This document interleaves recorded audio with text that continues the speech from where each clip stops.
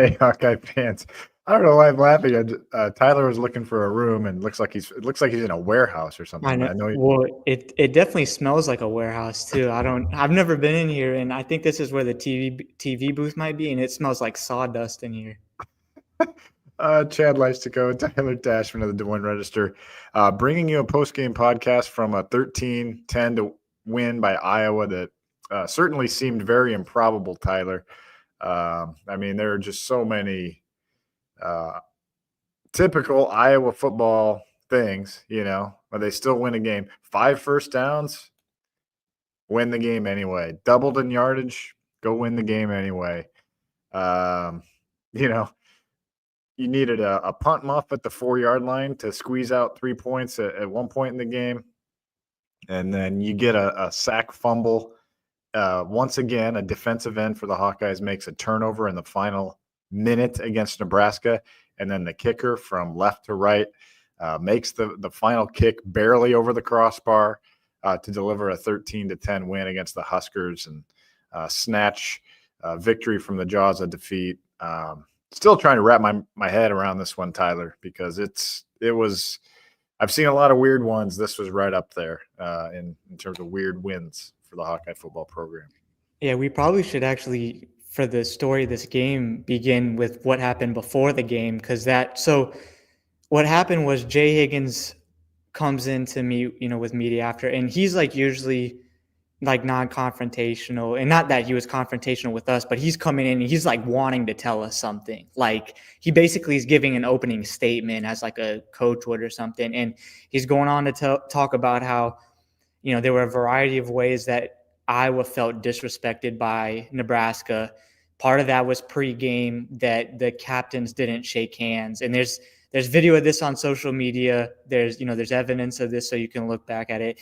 And so it was basically like 3 minutes between what he started talking and then follow-up questions about it, of just this. I don't know if I want to call it drama, but just like things that Iowa felt like Nebraska was doing to add extra motivation. But the first half of the game, I mean, the first half was just terrible offense by Iowa. Nebraska was doing everything they could to stop the run, and it was working. I know, it was nothing on Caleb Johnson in the O-line. Like there was just nothing really they could do, and credit to Nebraska's game plan. But, it felt like 10-0 deficit at halftime was almost insurmountable. The way that Iowa's offense was playing, I felt like the game was over. I almost kind of like, I don't say I checked out, but like I was like, I figured what was going to happen, the rest of the way. And then Nebraska just starts to do Nebraska things. And we talked about this kind of on the, leading up to the game, of like Nebraska just sometimes they find a way to beat themselves. And they did that again with the punt fiasco, and they missed a field goal. And then just Iowa made plays. The Caleb Johnson touchdown was just insane. Like that was just not even believable. And then Max Llewellyn with a huge play. It felt like Nebraska was just flirting with danger, turning the ball over, and then it finally broke through. And then Drew Stevens. So this, I mean, you could almost write a book about this game, like everything that happened. And we're sitting here now at 12:17 Central, and it's just, craziness. Yeah. I mean, this post game was wild. Not only was it super long, but there was a lot of stuff going on in there. I mean, Caleb Johnson saying he's probably going to play in a bowl game. He doesn't know for sure. We won't hold him to that, guys. I mean, he could be a first-round pick, second-round pick. He did quite a lot for your team this year, so give him that grace if he changes his mind a little bit. But that happened. Kirk Ferentz quoted Albert Einstein in his opening statement. He explained to Tyler who Earl Weaver is. Yes, do you know who Earl Weaver is? Did you know that? I did not. Well, I don't think that's so. why he explained it. I know. Yeah. He said he doesn't believe in doghouses. Earl Weaver doesn't believe in doghouses, which is a great, Caleb Johnson, that he could have been kind of, excommunicated from the program. He was, you know what I mean? Like just sort of, but he stuck with it and the team stuck with him. And man, he's just been such a great story. But yeah, there's just, so much to unpack. I guess we got to start with the animosity thing. Because Jay Higgins, so I was out in the hallway there's a little room where some of the players talk, and there's a hallway between where the press conference room is and where the players talk. And I was just out there standing talking to former SID Steve Rowe, actually. And Jay comes in there and he sees me and he goes, you better get in there and get your video going. I was like, okay. Followed him in, and he made an opening statement, which you never get from players, and that's what it was about. And he was disrespected by Matt Rule. He said he like came into their like through their team or something. I haven't listened back to it, but do you remember what he said there? Yeah, there was multiple things basically that he and one of the other things. So this is what quote Jay said. The first series. So this was after obviously Iowa did not, or Nebraska didn't shake hands with Iowa pregame. The first series, we were on their sideline, and I got a little closer to their head coach, and I said, it probably wasn't a good idea to not shake our hands. And he goes, "Who are you?" So, yeah. Oh, wow. Yeah, no, I mean, honestly, like we're trying to get you guys this pod before we even go through some of our quotes, but it was just crazy. I posted a short video of the first things Higgins said. If you missed it, and Nick Jackson came in, his buddy, and they kind of did this tandem interview, and they're like, come to Iowa. Like, you don't want to play for that program, come to a place like Iowa. So they were feeling good. They don't have to play Nebraska again, so they can talk. Drew Stevens had plenty to talk. Oh, Duncan says they came through, the Matt Rule came through their warm up. Okay. So yeah. And then he made a point to shake his hand after the game. There was just a lot of bad blood. And so that makes it, I mean, if you're a Hawkeye fan, that just makes it so much sweeter. And then I want to give you credit, Tyler. Let's talk about this, because you said at some point during the game, you said this feels like the reverse Iowa State game, right? And man, was it ever a dominated first half by one team, then kind of an inexplicable turnover turns the tide. In this case, the muffed punt. In that case, the Cade McNamara pick when you're up 13-0. And then, of course, an improbable 50-plus yard field goal that direction to win it. That wasn't quite as time expires, but it might as well have been. I mean, so credit to you. I mean, isn't it, you start the home season that way with deflation, and then Dargan puts it. Oh, look at this. Dargan says in the chat, led for all of but 6 seconds against Iowa State and lost. Only led with zeros on the clock versus Nebraska and won. That's a good way to sum it up. This felt like, I mean, the parallels between this season's Nebraska game and last season's Nebraska game are crazy. Like the fact that, it was a defensive lineman that makes a play late in the game when the score is tied, and then it's a, game-winning field goal. This time it was Drew Stevens instead of Marshall Meeder. But this game, as much as this season hasn't felt like last season, even with all the guys that have returned from last season's team, this felt like last season. It felt like Iowa kind of revitalized that 2023 magic with their ability to make clutch plays late, is being able to overcome offensive struggles and just find any way to grit out the win. And I feel like they haven't had that in their DNA as much this season. In these close games, they haven't been able to pull them out. And that's you look, Iowa might win that UCLA game if they had been able to come up down the stretch, and the Iowa State game. And then, you're talking about a team that is much closer to what I think a lot of people hoped they would be coming into the season. But this was the culmination, I think, of a team that could have easily folded at halftime, that had every reason to, really. I mean, they were out. You're still on your backup quarterback. You don't have Jamari Harris. You're without Jennings Dunker.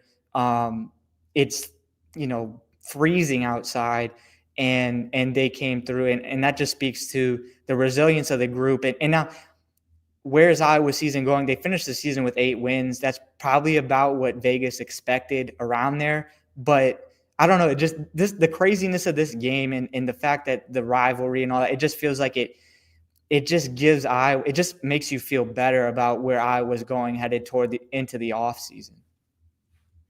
Yeah, absolutely. And then you think about the last 3 years, and this will be part of my coverage once I finally write. The last 3 years, November games ending in 13-10, the freezing cold weather at Minnesota to end the 22 road season. The big defensive play that time, Jack Campbell makes the big pick. I mean, Minnesota was going to score. And Campbell picks it off the deflection from Riley Moss, returns it. Should have been a touchdown. They end up getting the Drew Stevens field goal to win it. And then, of course, the Marshall Meeder play that Tyler referenced last year. And then back to Stevens this year. Stevens probably talked as much trash as anybody after the game, which was great. Love kickers, always do. He's a confident young man, and he does not like Nebraska. He said they're always messing with Iowa pregame, like getting in the way of their, he said they're just in the way. They mess with our warm-up. He was like, I was looking forward to this game. I don't like Nebraska. So this one felt really good. And then and then he planned the celebration. How about that, Tyler? He planned the celebration. He told somebody at some point in the second quarter, when we walk this off, let's kick the field goal and then run down to the trophy. And that's exactly what Iowa did. So, I mean, it's just like the 2022 season, it didn't end, it ended the Music City Bowl, ended with a 8-win season. But they did get that win. It was a feel-good win against Minnesota. Now they came home and lost to Nebraska. I realize that. But those are the types of wins that you need to get to a typical Kirk Ferentz, 8-win season. So it was just a really happy locker room. And I know some people out there like, well, this season was lost a long time ago or whatever. But man, there's a lot of happy people here, and it sure feels a lot better if you're a Hawkeye to be 8-4 to end the regular season versus the alternative. And now they're going to go to the Outback or the Reliant West Bowl almost for sure. So, did they win a championship? Did they get to the playoffs? No. Did they finish strong? I would say you have to give them a lot of credit for the way they finished. And I think maybe the hope is that this can help springboard into what you mentioned. Like, this can be something that Iowa can continue to build on into the offseason and into 2025. But credit to Drew Stevens, because this was almost kind of like a full circle moment for him, that he was basically benched in the Nebraska game last season. And, that was Marshall Meeder who stepped in. And then this season, not only has he started strong, but, he's finished strong as well. And he made the field goal twice. I mean, he made it before Nebraska called the timeout. He made the field goal, and then, he made it again. So he's just, that's the difference in games like these, where just the Iowa's ability to make plays on special teams and the offense at this point is just, you really hope Brendan Sullivan will be back and healthy for the bowl game, because outside of the incredible Caleb Johnson run, the offense just was basically at a standstill. So, but that, credit to Drew Stevens, credit to John Nestor on the punt, that was recovered. Yeah.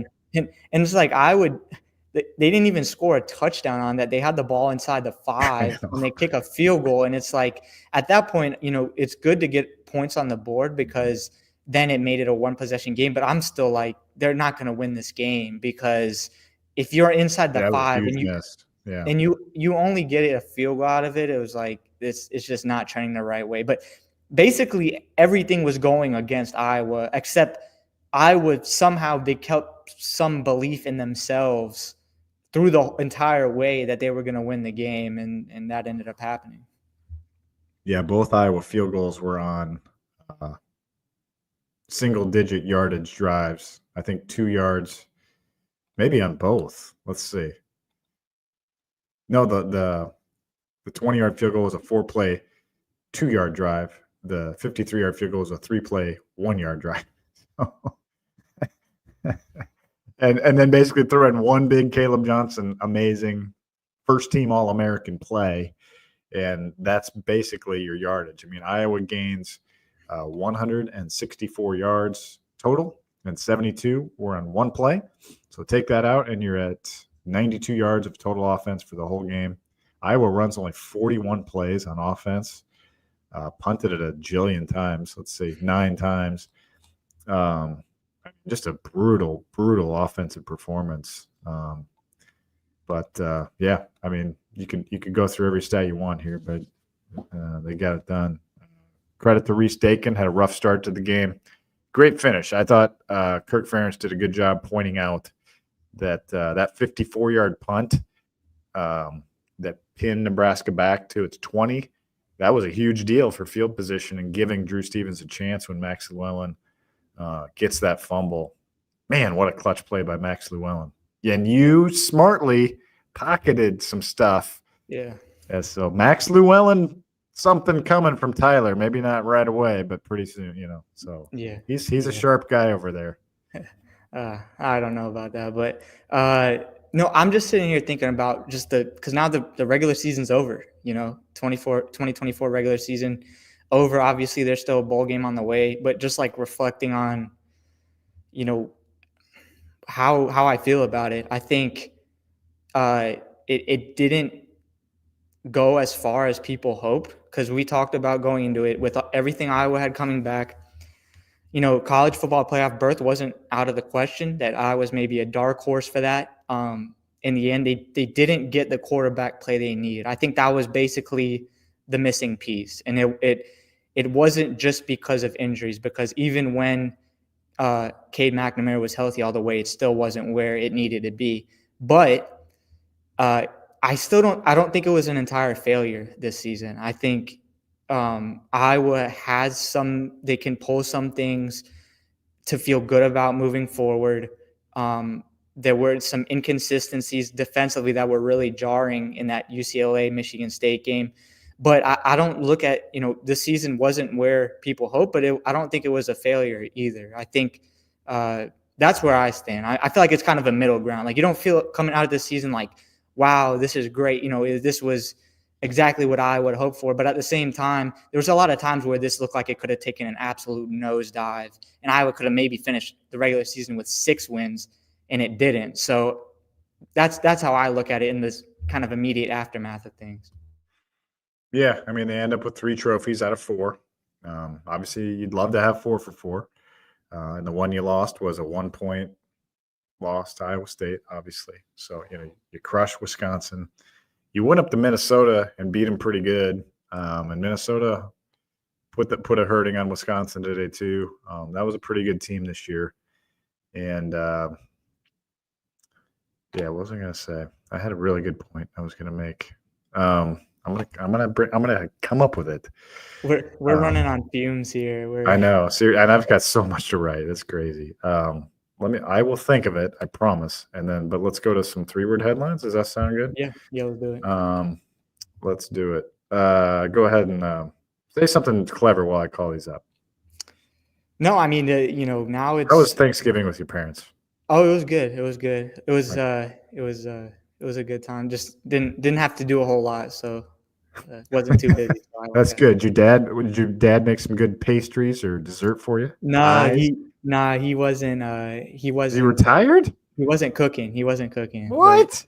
But Who's actually, speaking of the weather, we weren't talking about the weather, but I just want to bring this up that pregame, I was out there on the field. I was out there on the field pregame much longer than the Iowa born and raised reporter here. So I have my ski mask. That was key.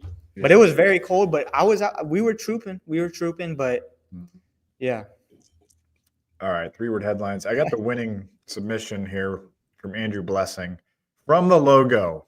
You got to love that. And Kirk Ferentz with some Caitlin Clark references after the post game. And and Steph Curry. Yeah, I didn't know. The most predictable, yeah, it was just crazy. He doesn't go basketball ever, but he threw some Caitlin Clark and Steph Curry in there. Cody Hills, shake our hand. Elliot Ponnell, Caleb Goat status. I mean, seriously, that was this is the best season by an Iowa running back ever. I'm sorry. The way he put this offense, still very beleaguered, on his back this year, he should get a ton of credit, and he will. I would be Yeah. surprised if he's not first team All America. Well, and Hockerell, Stone Cold win. Go ahead. no, I was just saying it's like everyone in the stadium knows he's getting the ball. Like it's the other team knows it, Iowa knows it, we know it, and the fact that he's still able to produce in spite of that, that's what makes it even more impressive. Because it's not like once he was getting, once you got to probably that like Minnesota game, it's like it's no secret anymore, like what he's doing. So the fact that he has been able to continue to produce at the level he has, that's what's really impressive. Yeah, absolutely. He only ends up 17 carries for 45 yards, but he gets 2 catches for 73. I mean, just the big. You just rewatch that play. I know you guys probably have already, but it's wild. Jason Dybert says Iowa on brand. Nicely done. The watchdog Karma's a hawk. David Jacobson Stevens redemption story. We've kind of touched on that. I like this one from Chris Walker. Didn't storm field. Nebraska stormed its field last week after a 44-25 win over Nebraska. This had walk-off theatrics, heroics. Truly a hero's game in many ways. And I'm in the Marburger family suite up here doing the post game. I mean, I have really good family friends that were here. They're teachers at the Perry School. They're there during the tragic shooting. Very emotional game on a lot of levels, and a lot of heroes on and off the field in this one. But certainly, we think about the Marburger family and what he did, but also the Heroes Trophy. Iowa wins it for the 9th time in 10 years. Someone tweeted, "Who are you?" I know what. Hey, I remember my point. All right. It's not a great point, though. It wasn't really worth the wait. But Iowa clinches a 5th place Big Ten finish, which doesn't – I know you wanted more. But you finished 5th in the 18-team Big Ten. It could have been a lot worse. You could have been insert any team that's not going to the playoff. You finished in 5th behind the 4 teams that are going to the playoff. So probably going to end up tied with Illinois, but it'll be only a 2-way tie at most. So, just giving you that fact. I'm not saying you should celebrate it or anything, or I'm not celebrating it, whatever. But you finished 5th out of 18.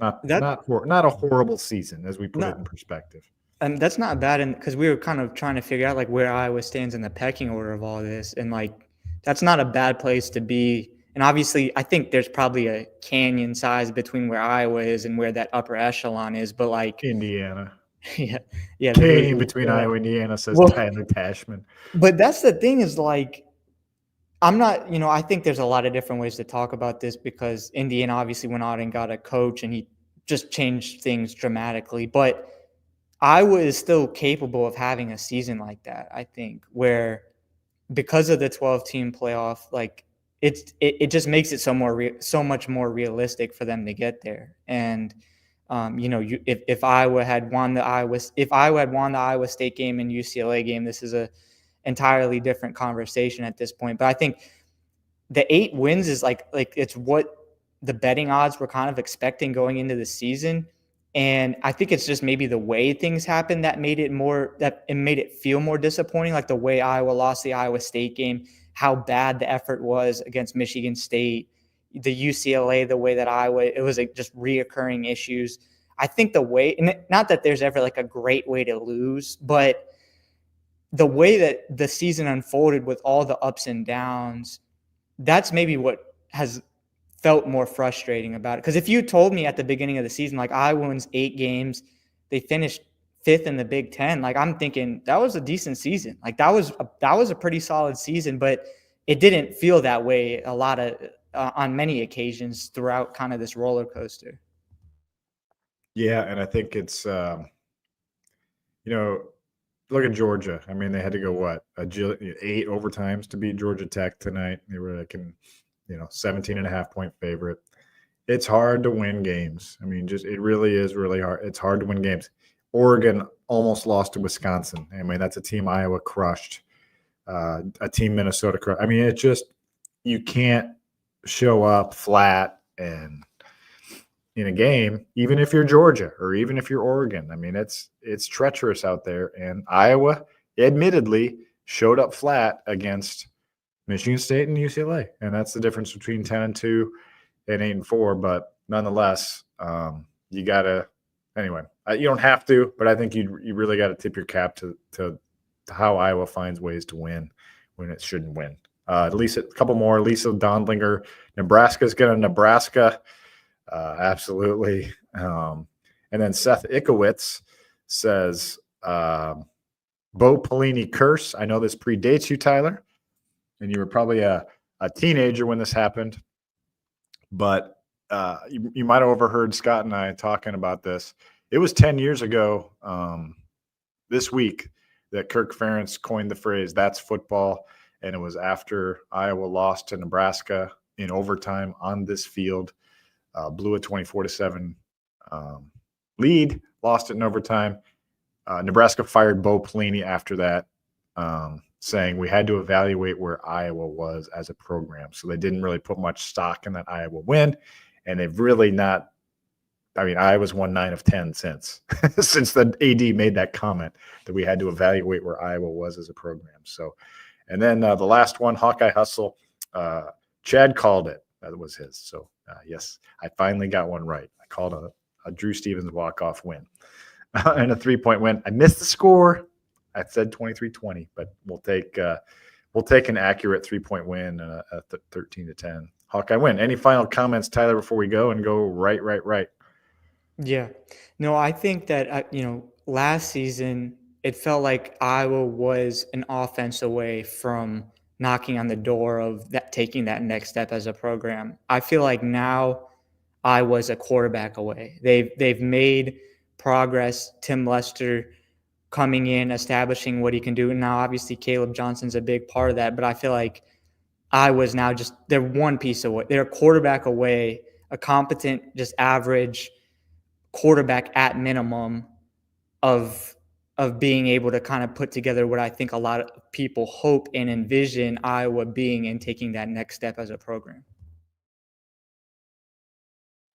20 minutes, 59 seconds of time of possession. I mean, the stats are just wild. I just don't know how, 1.9 yards per carry, 5 first downs, 0 for 10 on third down. I mean, how do you win a game? It's the Iowa way, man. Yeah. Chad Leistikow, Tyler Tachman, thanks for joining us on this late night pod, and we will talk to you sometime next week.